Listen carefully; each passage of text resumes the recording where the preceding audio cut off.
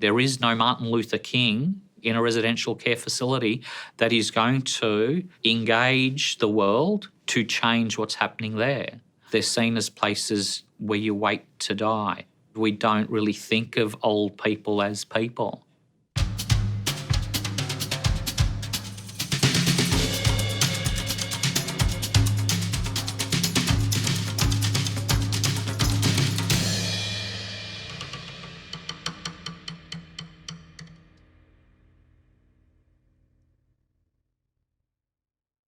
We do need to look at how we are caring for our older people. I mean, we're going through a royal commission. It's a really important tension, I think, between people being able to make decisions and be autonomous and the responsibility of the organisation to care for them. Very hard decision. Employment has become more challenging. Income levels have not gone up, but the cost of healthcare services and aged care has gone up significantly. The labour market needs to adjust to ensuring that the employment market is still open to people who are willing to work past 60, 65 and 70. Age is just a number, but who's the actual person behind that number and what's meaningful to them and who are they as a person?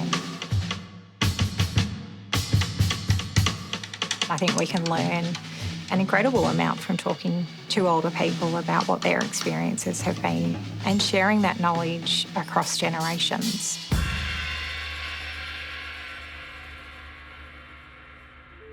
We send signals throughout society that once you get to 65, your rights are different, even though you're the same person in the same country, in the same house, with the same health system, you are now treated differently. And the only justification is based on age. One of the challenges with having an older population is that it's the first time it's occurred on this scale, nationally and globally. And so we're poorly prepared for it.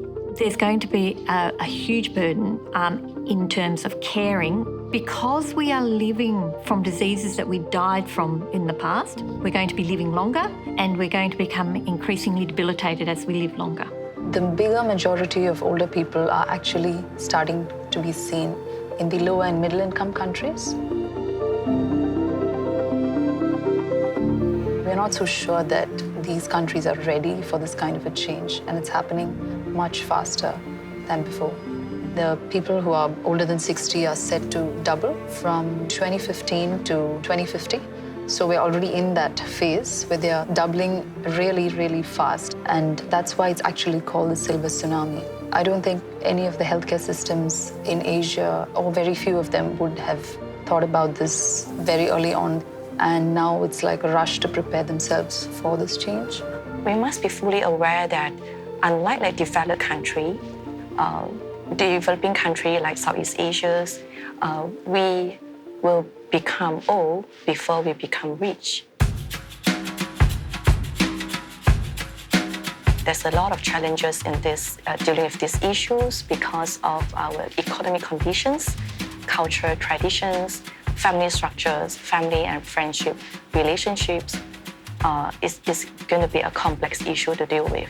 Baby boomers are in the 50s. They are called the sandwich generation. The baby boomers feel that they have an obligation towards looking after the older generation, but at the same time making sure that the younger generation have a better quality life, better education, more competitive, given that the global environment in Malaysia has become more and more open to global forces. The support services for the future is going to be more expensive than what the savings that the baby boomers have. Once people have moved into an institutional setting such as a residential aged care facility, the general feeling then is that other people can think for you.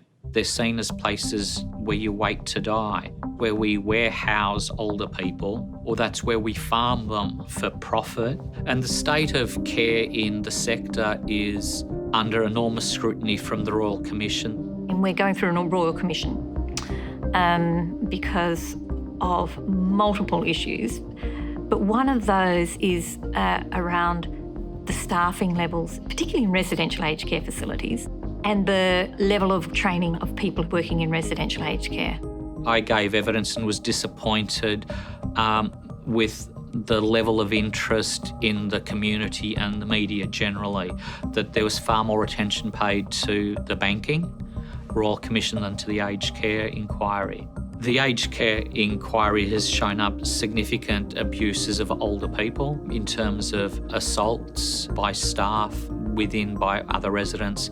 It's about who you are as a person. When you come into a residential aged care facility, how do we actually retain your dignity and retain your independence and help you do the things that are important to you within an environment that gives you a fair degree of safety? Today, we see that, most children are in the 50s. They've got better education, better opportunities than the parents, who came from other parts of Asia. Although there's very good government support services for education and other social services, compared to many of the developed countries, some of the services, particularly for the aged population, is still lagging behind.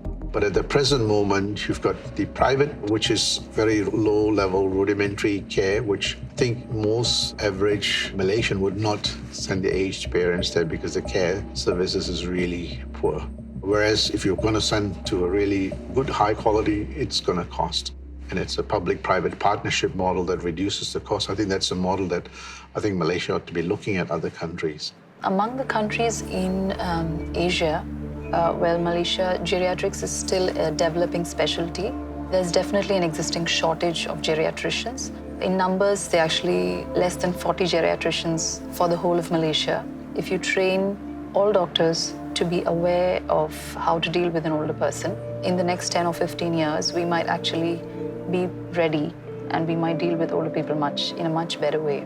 But also, I think longer employment would provide people an opportunity to live much more better quality of life and be more self-sufficient and reduce the burden on their children or the next generation, because the family unit is getting smaller and you'd see that the burden becomes much more heavier on the next generation.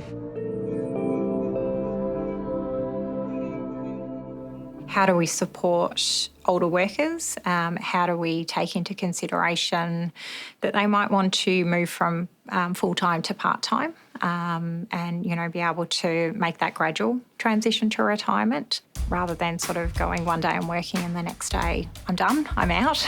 I guess the term retirement is something that is questionable as well. So women are retiring with significantly less retirement income compared to men. That doesn't seem to be an acceptable outcome for women that have taken time out to care for their families or to care for other significant others in their work life. I don't believe that as a society we should devalue that and that they should pay a price later in life. For women, if they work in a casual job, they may have multiple casual jobs. And if those jobs earn them under $450 a month, then that employer doesn't need to pay them any superannuation. If superannuation just became a normal part of our salary, so anybody earning a wage had super, then that will really help some of the most vulnerable people that we have in our society. I think planning for retirement beyond just the financial is actually quite new. For some people, they might have another 20, 30 years post leaving the paid workforce. And so how do we create that to actually be a really meaningful period in people's lives? There's so many older Australians out there, older citizens who have got so much to give, so much life experience that's bursting out of them. We have often separated the generations to an age and a stage-based kind of way of teaching. What we're trying to do here is break that down.